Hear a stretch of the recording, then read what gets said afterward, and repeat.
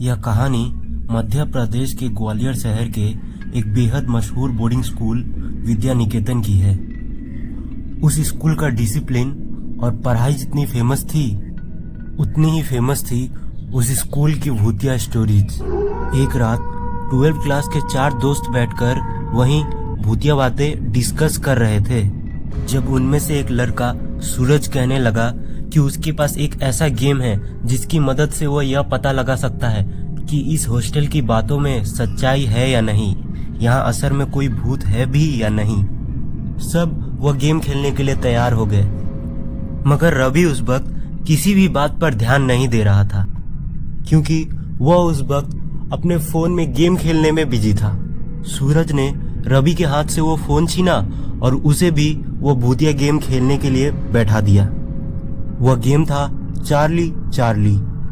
लोग कहते हैं यह चार्ली चार्ली गेम ऐसा है जिससे आत्माओं से बातें करी जा सकती है।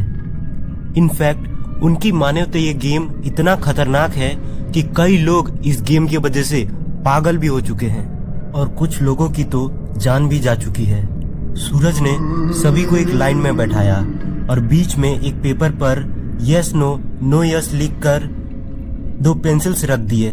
रवि ये सब देखकर हंसने लगा और वह उस सर्कल से उठकर जैसे जाने ही वाला था वैसे ही कमरे की लाइट्स फ्लिकर करने लगी। यह देखकर सबके होश उड़ गए।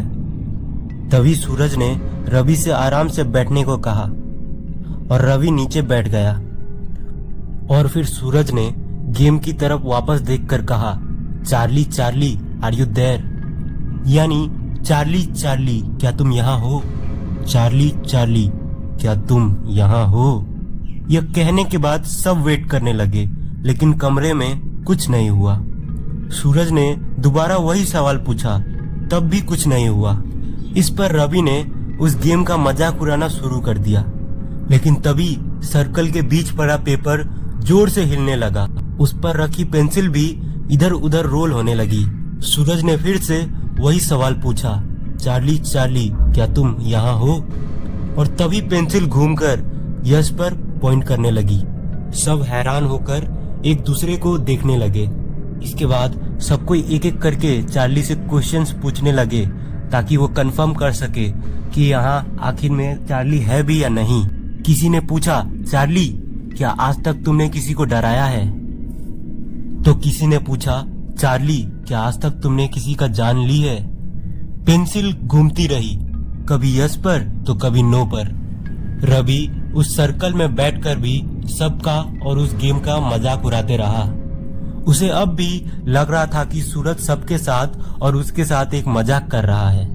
सबकी बारी हो चुकी थी और सूरज ने अब रवि को चार्ली से एक सवाल पूछने को कहा।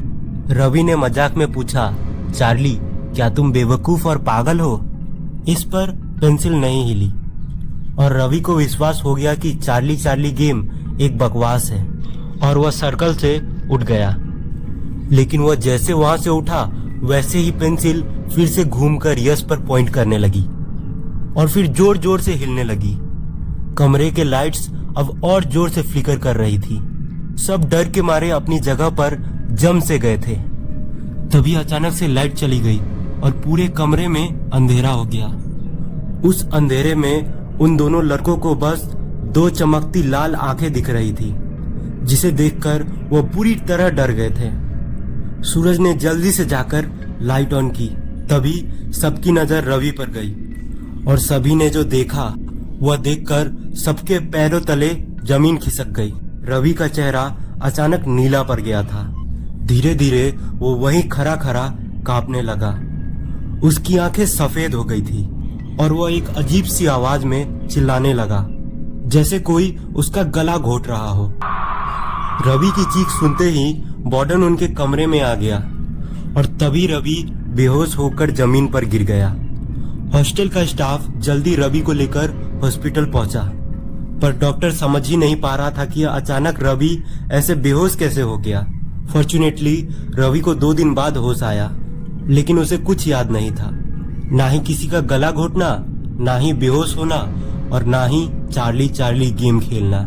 सूरज और उसके बाकी दोस्तों ने यह डिसाइड किया कि वो आज के बाद कभी ऐसा भूतिया गेम नहीं खेलेंगे। अगर आपको हमारी चार्ली चार्ली कहानी अच्छी लगी तो हमें सब्सक्राइब कीजिए और शेयर करिए हमारे चैनल को अपने दोस्तों के साथ।